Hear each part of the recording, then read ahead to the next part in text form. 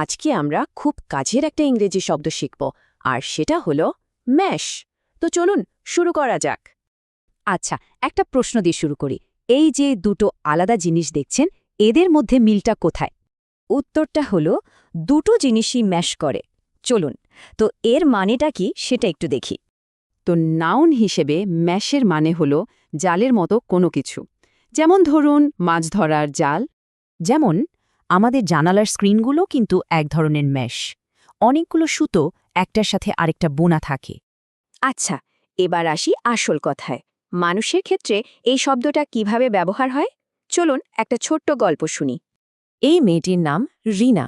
ও একটা নতুন স্টাডি গ্রুপে জয়েন করেছে। প্রথম দিকে ওর একটু অন্যরকম লাগত, কারণ ওর পড়ার স্টাইলটা গ্রুপের বাকিদের সাথে ঠিক মিল ছিল না।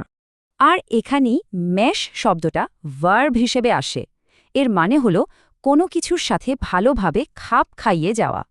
কিছুদিন পর রিনার আইডিয়াগুলো গ্রুপের বাকিদের সাথে মিলে যেতে শুরু করল, মানে তারা ম্যাচ করতে লাগল।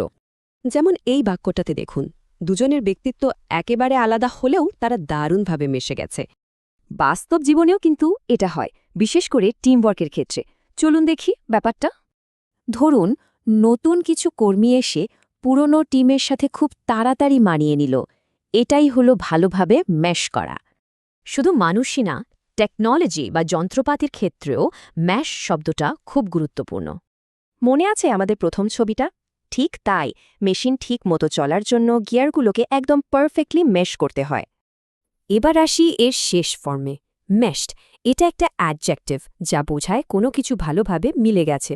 মানে তারা এখন একটা ওয়েল মেশড টিম, এমন একটা দল যারা খুব ভালোভাবে একসাথে কাজ করে। তাহলে ব্যাপারটা কি দাঁড়ালো?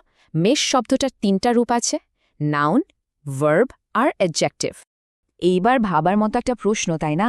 সবচেয়ে প্রিয় বন্ধুর সাথে একজনের পার্সোনালিটি ঠিক কতটা ম্যাশ করে?